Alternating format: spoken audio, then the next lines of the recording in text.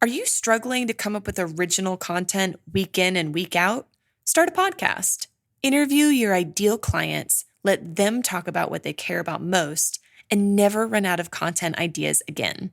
Learn more at sweetfishmedia.com. You're listening to B2B Growth, a daily podcast for B2B leaders.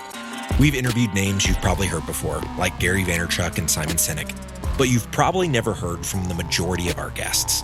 That's because the bulk of our interviews aren't with professional speakers and authors. Most of our guests are in the trenches leading sales and marketing teams. They're implementing strategy. They're experimenting with tactics. They're building the fastest growing B2B companies in the world. My name is James Carberry. I'm the founder of Sweetfish Media, a podcast agency for B2B brands, and I'm also one of the co-hosts of this show. When we're not interviewing sales and marketing leaders, you'll hear stories from behind the scenes of our own business. We'll share the ups and downs of our journey as we attempt to take over the world. Just kidding. Well, maybe. Let's get into the show.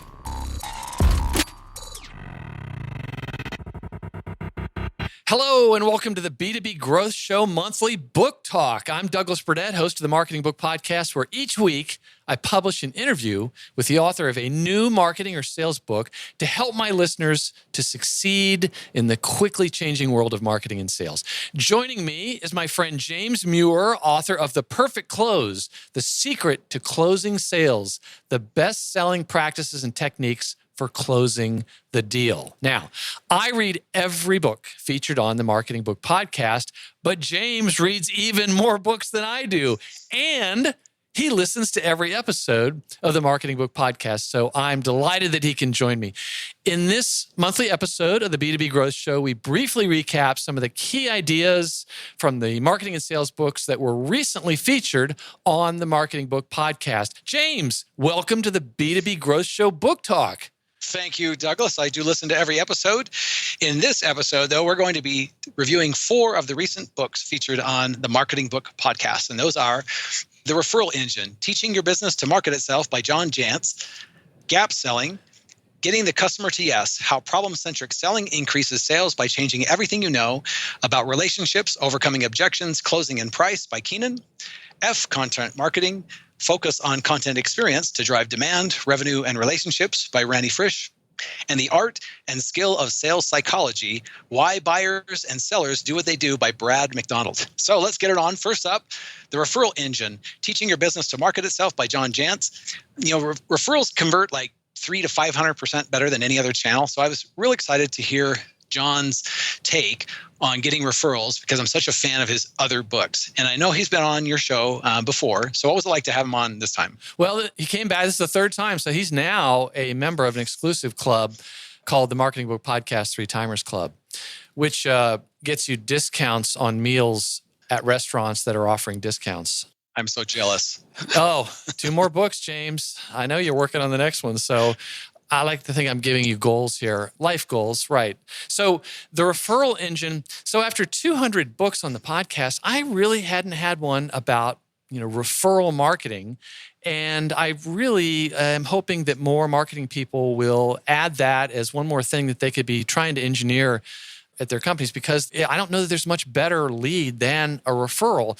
The problem is they're not as predictable for most businesses, but you can make them more predictable by engineering them into your overall marketing and sales machine. And yes, John Jantsch has written some phenomenal books. Duct Tape Marketing, it's got to be one of the most practical marketing books ever. He wrote Duct Tape Selling. Another great book. Yeah, and another one that he wrote that I just really liked that was on the podcast called SEO for Growth, which is like, if you're a company that's spending any money on SEO, or let's say you're a head of a business or you're a marketing person or whatever, and SEO seems like black magic wizardry, read this short book. It was definitely one of those Toto pulling the curtain back on the Wizard of Oz. It's a great book. But anyway, The Referral Engine. What's interesting about the book is, true to form, he talks about getting referrals as a system. But one of the most important things in the book that he explains is setting up a referral engine or a system is not a weekend project. The best way to get more referrals is to, spoiler alert, make your business more referable. Which, for all those people that want to lose 100 pounds overnight by taking one diet pill, there's actually some things that you can do. But in at least the first half of the book, he explains some of the simple things that you could be doing to make your customers happier and how to surprise and delight them. But he really does get into the very specific things about generating referrals. And a big part of it is the sales process. One of his great concepts that's just so many that's stuck in my head is never start an engagement with a client or a new prospect unless you think you can get a referral out of it. Now, what does that then do? Well, you then have to make sure that your product or service is a good fit for what this customer really needs, not necessarily what they say they need. Are you going to make them happy? Are you going to be able to develop some goals with them? Are you going to be able to determine what really is going to have an impact? You then have to do the work, make them happy, satisfy them, and then get the referral. But at the very beginning, you can even say, we want you to be so happy, you're going to give us a referral. And so you're priming the customer for that. And then there's also some very specific ways to make sure people understand how you can train your customers' antenna to go up when they hear somebody who might be served well by what your company does. And this book, actually, I know I tend to have new marketing and sales books. This one is actually a bit older. Came out in 2011 or 2012. Mm-hmm. But there just haven't been as many really good ones about referral marketing. There's been some others, but I'm such a fan of John Jantz, and it was a terrific book. And I really think that marketers certainly would be well served to ask when they take a new job or as they're trying to provide leadership to their organization in the form of being in charge of marketing, what are we doing about generating better referrals? And let's add that to some of our long-term tasks that we want to do to try and get this marketing and sales flywheel spinning more efficiently. It's kind of interesting how, a big part of what makes you referable is just getting your marketing right to begin with. And so kind of in between the lines on this whole thing is just getting your marketing machine working the way it's supposed to and getting your business working the way it's supposed to. And that makes you referable. So you kind of snuck a marketing book in between the That's lines. That's right. You know what, James? I know this is going to take a little bit longer, but remind listeners what a value prop is and how that should be part of the early conversations and how it can help or kill all the other things that a company's trying to do. Yeah, well, getting really granular, a value prop just has three elements to it. A basic one: it has a metric, it has a direction, and it has magnitude. What is it that's getting better? How do you know whether you're doing good or not in this business? What tells you that? Is it going up or down? And the question is, how much do you move the dial on that? And so, at the very core, you got to know what your value prop is on anything if you're going to be able to communicate it that way. So true, so true. And one of the ways you have to get that value prop dialed in is to speak to customers on an ongoing basis and observe them. Don't wait for them to come to you, and don't simply ask them questions that they might not really know the answer to. Yeah, don't assume it. Right? Yeah. If you ask a customers, your existing client base is a gold mine of information that you can use to find out what actually people are resonating. When you always hear about people doing what's called a loss review. If you lose a deal, what happens? And we go figure out what we did wrong. But less frequently, people actually do a win review. So when you do get the deal, go back and ask the customer, okay, what were the factors that we actually, that you were looking at, and which one of those carried the most weight? Those things, that's pure gold when it comes to figuring out what it is, what your ideal customer profile looks like, and what kind of customer you're looking for, so that you can have the greatest influence on winning the sale. Absolutely. And it reminds me, there was another book on the podcast, I can't remember the name right now, but they talked about how your customers actually like you more than you probably realize. Yeah, a huge percentage of customers are Actually, here's what the data says. The data says that about 20% of your customers won't refer you no matter what you do. Another 20% will refer you no matter what. So you get those automatically. And then you've got this big 60% in the middle that what the data shows is they're willing to refer you, but you have to ask. They're not going to do it magically and by itself. So you have to create a system, like John's talking about in his book. You got to create a system in order to do that. How do you get them to, in a systematic way, be asking that, and program in advance that you're going to ask them? Yeah. So I thought it was a phenomenal book. What was your biggest takeaway on that? Be more referable.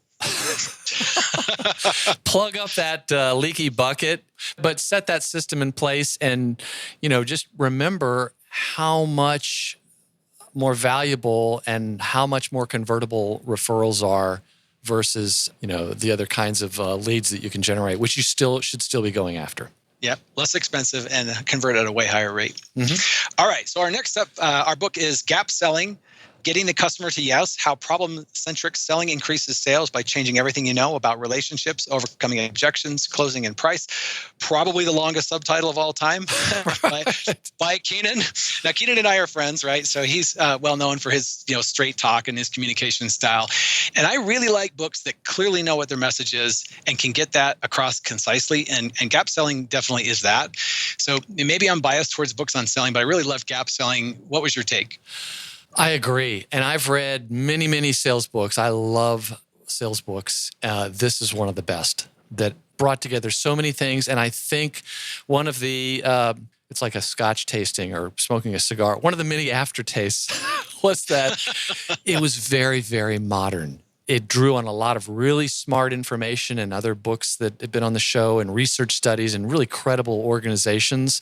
But let me first say, he's sort of, somebody might, he would probably beat me up for saying this, and he seems like a guy that beats people up, but he's the kind of guy that might be equated with like the Gary Vaynerchuk of sales, which, he could do a lot less worse. He's really candid. He loves dropping the F-bomb. And so at the beginning of this episode, I had to have a listener advisory. But what's interesting is the next book we're going to talk about in a minute, I also had to have a listener advisory, but we're going to get to that in a minute. Also, Keenan goes by one name, like Sting, Madonna, or Cher. And so that was, for me, kind of a milestone. It was the first time I interviewed an author who goes by one name.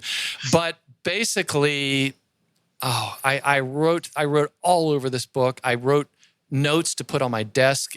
I absolutely loved it. And basically, the gap is, and I'm really running roughshod over a lot of the details, and you can add more here, but the gap is figuring out a prospect's current state, okay?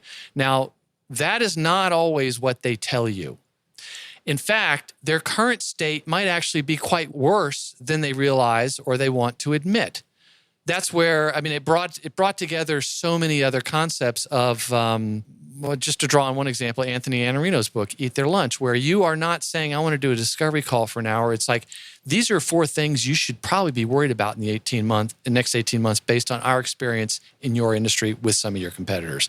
In other words, you are helping them understand if they've got an oh no moment or what their current situation is. But also, is the prospect you're talking to, are they happy? Is the wolf not really at the door? Is this just something that they're kind of curious about? If that's the case, you may not want to spend so much time with them, but figure that out. Get a better idea of their current situation than they do. Okay, so that's that. Then where is it they want to go? Where is it they need to go? Where can they go? And again, they may not realize the implications. We talk about Neil Rackham. What are the implications of you not taking action on this? Well, he just turned it up to 11 on that. And if you can then help the prospect understand that there's actually more of a sense of urgency than they might realize, or maybe there isn't, then there's not much of a gap. Things may be okay.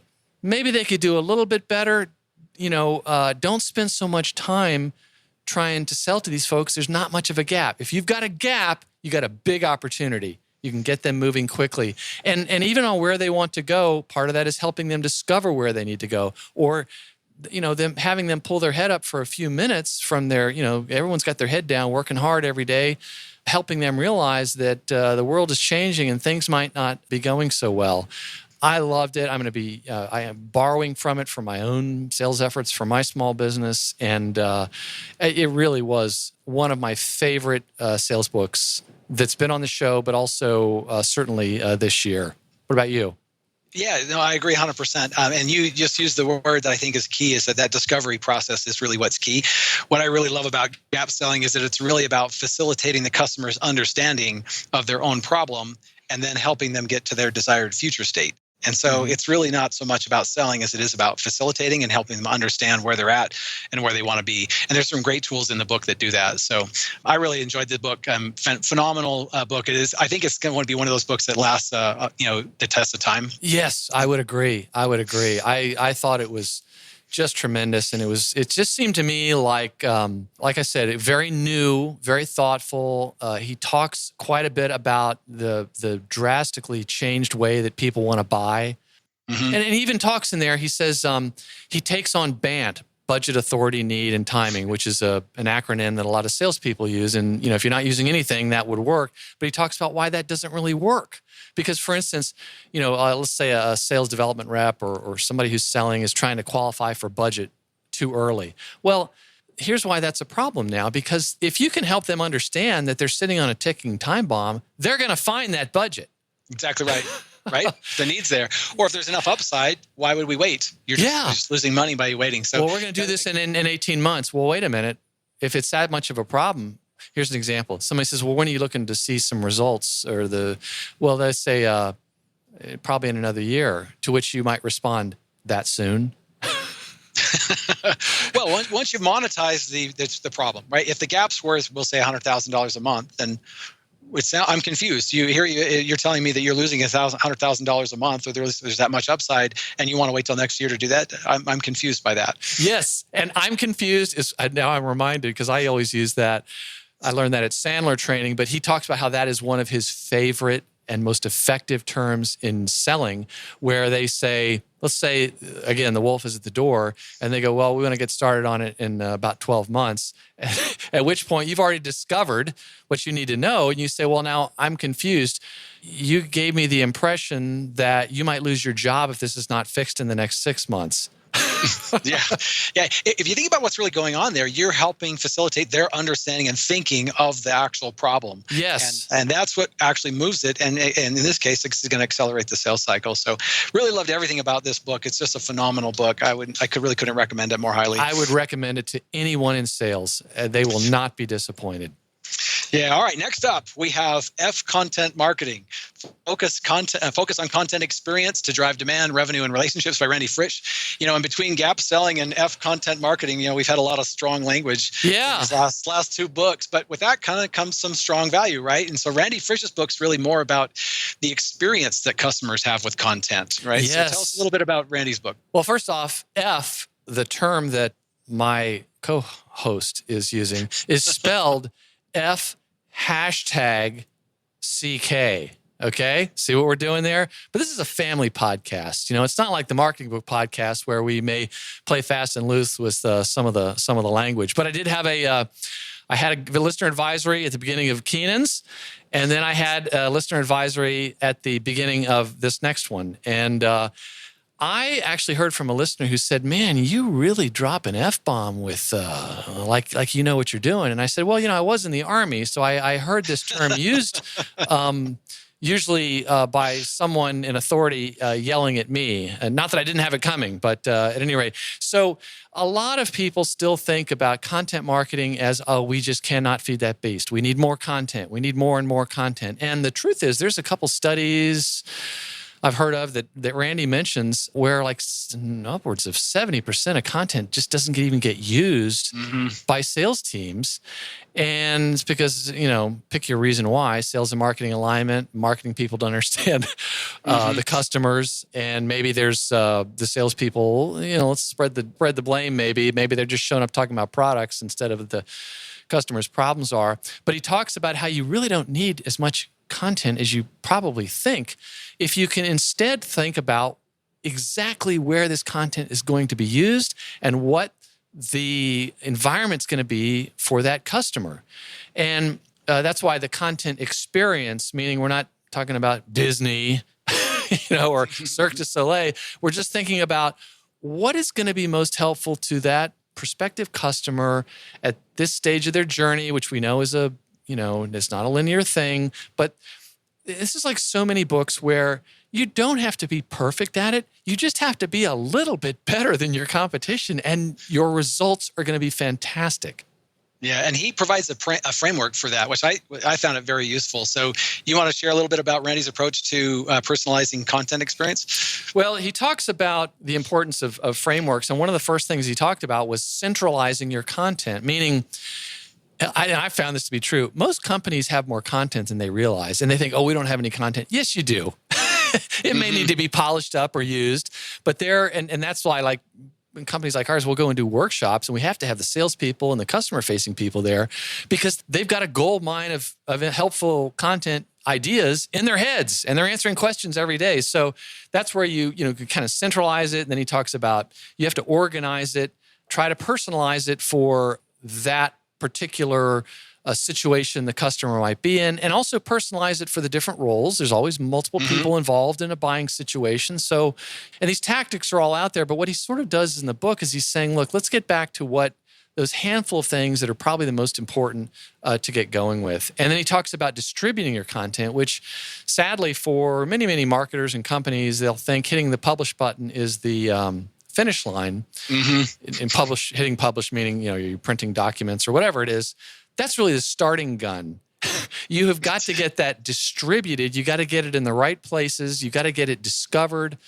That's even more important now than just a couple years ago. And then he talks about organizing results, but he's also got he talks about how companies are forgetting to do content audits.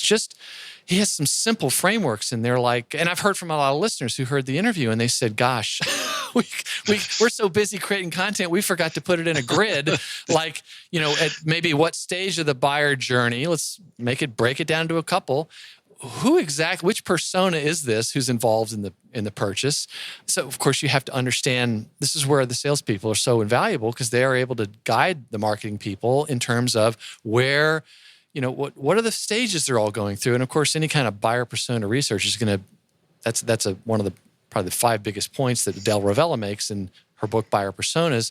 What does that buyer journey look like? What happens?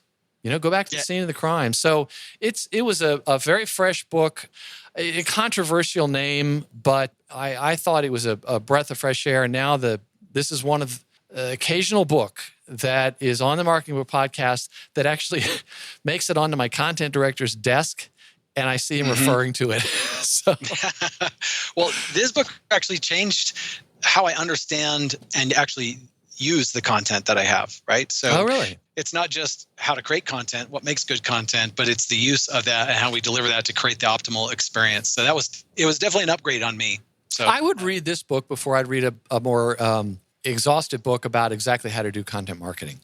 I think it'd save you a ton of energy building massive amounts of content. And let's say you read a book like Pamela Wilson's Master Content Marketing or any of the other Andy Crestodina's Content Chemistry. There's a lot of really, really good content books out there, and I'm leaving a few out. But it actually makes what they advise in the book even more successful for you.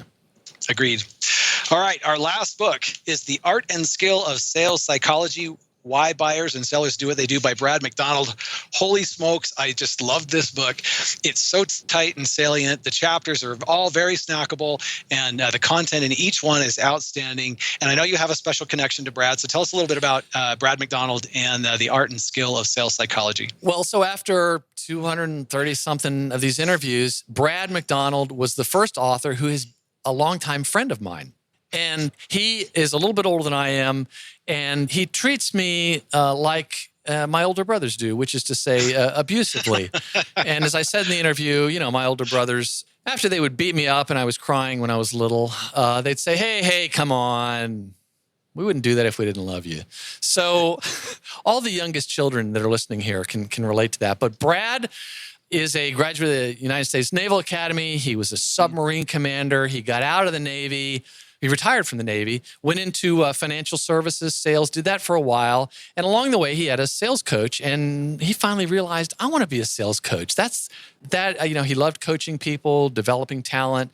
So in the book, he talks about how he was, let's be honest, he was a badass submarine commander chasing the Soviet Union submarines around the world, facing death. And submarine commanders are like the masters of the universe, and that's something people dream about doing.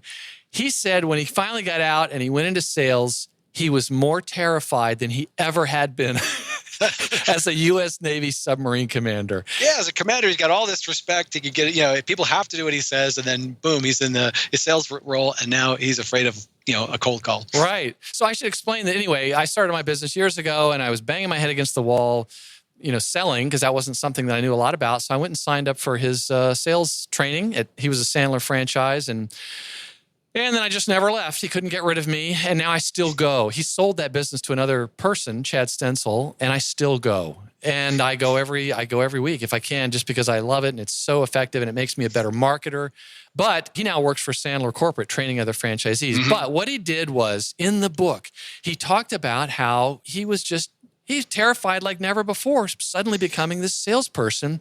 And the more that he started to learn, he stumbled around and tried to figure out things.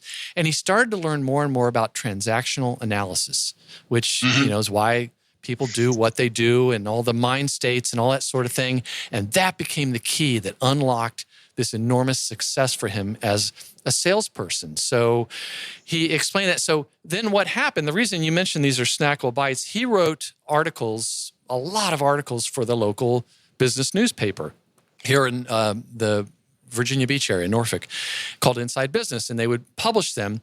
And he wrote hundreds, I think, but he wrote a lot of them about psychology. So when he became an employee of Sandler, they said, why don't you put together a book on psychology? You've written so much about it. That's why there's like 40 chapters, but it was all edited together beautifully. And it is absolutely fantastic. And I think that the response from listeners on this one was amazing. And I mean, I've been hearing from people in the UK saying, why can't I buy the hard copy in the UK? I'm saying, Brad, get on it, man. You better get this thing going here, because this thing was terrific. I knew that you would like it. Brad is like James Muir. He's very analytical. And he also talks about something that our mutual friend Jeb Blunt talks about, which is the more in a buyer-seller situation, the person that has more control of their emotions is going to win every time. Yeah. And boy, did that come through in this. And he's not telling you to be Mr. Spock. He's basically explaining why people behave the way they do. And basically in transactional analysis, there's parent, adult, and child, and how when you're selling to someone, their child's state does in fact need to be engaged. Otherwise, they're not going to be emotionally involved. And so what else did you think about the book? I've done enough talking here. Oh, my goodness. I immediately went out and wrote a review on Amazon for this book. It was not what I expected. It was so much better, and the writing is phenomenal. But he basically says sales professionals are basically unlicensed psychologists. Yes. Right? Yes. And then he goes on to say, hey, it's important that you understand why customers do what they do, but it's just as important that you understand why you do what you do. Yeah. Right. And then he goes, there's quite a bit of psychology that he's covering, including something called transactional analysis, which not everybody probably on this podcast will recognize, but he does a phenomenal job of making that psychology very practical and very accessible. And that's one of the things I really loved about this book. You shouldn't hesitate to get this book even if you were worried about psychology or learning any of that. Man, he makes it so accessible, and each of the chapters is just so well written that it has a very good focal point in each chapter. And so, but it's also broken into kind of sections. Kind of the first half is about what the customer, why they do what they do, and then the last half is about why you do what you do. And really, just a phenomenal book. I mean, I really couldn't think of, if you have a couple minutes on a bus or a plane or something like that to read, and you get one chapter. Each chapter is very concise, and you get something meaningful out of each one. So I thought it was phenomenal, actually. And the last 8 chapters are for sales managers and business owners. Yeah. Just amazing. So it's a terrific book. So Yep, highly recommend it. Man, you know how to pick them, right? This is a tremendous collection of books that we had on this one. Tell us what we have coming up on the Marketing Book Podcast. Oh, great. Now the pressure's on. See what James Muir does to me. It's funny how now I'm so fortunate. I'm so blessed. Books are showing up every day now, and it absolutely breaks my heart that I have to get back to publicists or authors and say, this is probably not the best podcast for that, or we're not going to be able to interview you right now, because there are so many great books. So having said that, here are the ones that we're going to talk about next time. And the next time we talk, these will have just been on the Marketing Book Podcast. The first one is called Fire Them Now, The 7 Lies Digital Marketers Sell and the Truth About Political Strategies That Help Businesses Win, by Philip Stutz. He is a political consultant. He's worked on 2,000 campaigns. He has a political consultancy. Over the years, he started a business consultancy, and he started doing for businesses what he was doing as a political consultant. And he's urging marketers to behave and adopt more of the practices that political marketers use to win. And I could not argue with what was in there. And he was introduced to me by David Meerman Scott, author of New Rules in Marketing and PR. So anybody that he recommends is good. The next one is called Leadership in Focus, Bringing Out Your Best on Camera by Vern Oakley. Again, this is one that has not really been on the podcast before, but it's how to get corporate executives, not just the CEOs, but even yourself, how to be better on camera. Mm-hmm. I don't know if anyone's heard, but video's really taken off, and it's only going to become more so. And it's not just for talking to your prospects, it's talking to your employees. Very interesting book, and that is a topic. You know what? I picked that book because we were having a client doing videos, and it all went well. But afterwards, I realized, I wish I'd known a little bit more about how to help that client get even more out of this. I mean, there were professionals there helping with it, and everyone was very pleased. But after reading his book, I realized there were a couple other things that I'm going to do next time to help this client or other clients be even more effective on video. The next one is From Impossible to Inevitable: How Hypergrowth Companies Create Predictable Revenue by Aaron Ross and Jason Lemkin. This is the second edition, and this book was one of my absolute favorites. Aaron Ross was one of the co-authors of Predictable Revenue, which is the sales Bible of Silicon Valley. Mm-hmm. And this book did not disappoint. You've read the first edition. I read the first edition. I talk about it all the time. We blog about it. I was so excited to be able to interview him. And the fourth book is called Friction: The Untapped Force That Can Be Your Most Powerful Advantage by Roger Dooley. Fascinating book about how the most successful companies, to use a metaphor, they're putting on friction goggles and looking for friction in the lives of their customers. And guess who ends up selling more to them?